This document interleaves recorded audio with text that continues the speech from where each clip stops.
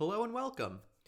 Dylan here. First of all, sorry about the lack of video. I'm shopping for webcams currently, and I didn't want to wait to make this video as this movie is a pretty big deal amongst movie media. So sorry about the lack of video.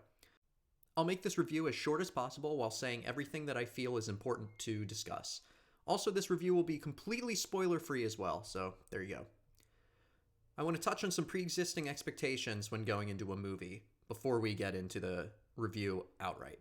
For Nomadland, there's hefty expectations, for me at least. I read The Hollywood Reporter, Variety, The Atlantic, and other news outlets, and I've heard so much praise about this movie. After watching it earlier today, on Hulu, sadly not in theaters, I can say that the praise is very well deserved. This is a great, great movie. But do not overhype it for yourself. This isn't some big, huge, set-piece, dramatic, emotional movie. If I were to describe Nomadland in one word, I would say it is subtle. I think a lot of times movie press will hype up a movie because when they send people out to these film festivals, they watch movies day in and day out. Oftentimes these movies can wind up not making a splash at all. They don't win over the critics or distributors to widely release the films. So when a good movie comes along in one of these film festivals that is objectively good, every media outlet feels the need to report on it, sometimes overhyping the movie or displaying it as something that it isn't. So just be mindful of all those things when going into Nomadland or any other film festival type movie. All right, that's my piece about hype. Let's get into the film. It stars Frances McDormand, who you know from Fargo, Almost Famous, and most recently, 3 Billboards Outside Ebbing, Missouri.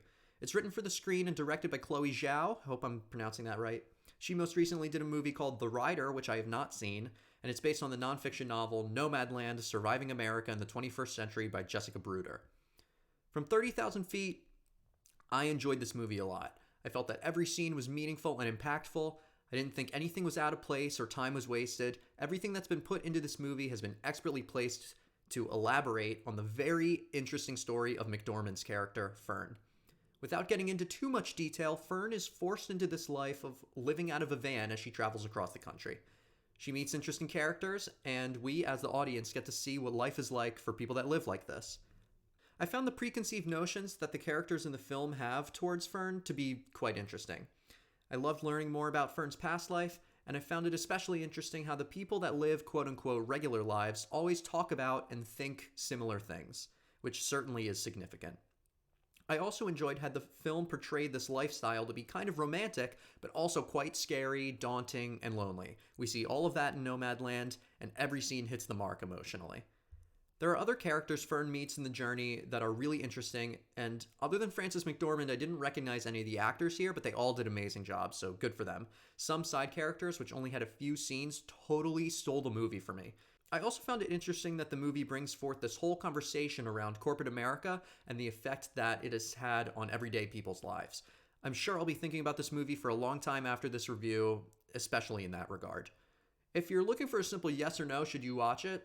I'll say that if you can pay attention in slower, more mundane movies, you should totally watch it. It's absolutely worth the time. If you have a shorter attention span, you'll find yourself drifting a few times in Nomadland, so you make that decision for yourself, I'll say. All right, let's talk about award shows for a moment. This movie is in a lot of conversation surrounding Oscar watch lists, and as of this review, the Academy Award nominations have not been released. So, do I think this movie deserves to be nominated? Well, to be completely honest, I haven't seen a whole lot of movies from last year, but yeah, I think so. I think it probably will get a few nominations. Best Picture, for sure. Frances McDormand for Best Leading Actress. Chloe Zhao for Best Director. Totally deserving. Maybe even Best Original Score as well. The music was great. But to answer the question of if I think it should win, well, we'll have to wait and see what the competition is like. I think it has a good chance of winning Best Picture from my limited point of view, but I also loved Sound of Metal, which is on Amazon Prime right now, and not nearly enough people are talking about that, but that's kind of a non sequitur. So if you're interested in Nomadland, it's on Hulu right now and playing in theaters as well. But that's what I have for you in this review today. Thank you for watching. If you like this, please consider subscribing. I'm Dylan, that's One Epic Salad on Twitch, Twitter, and YouTube. Thanks again for watching and stay safe out there.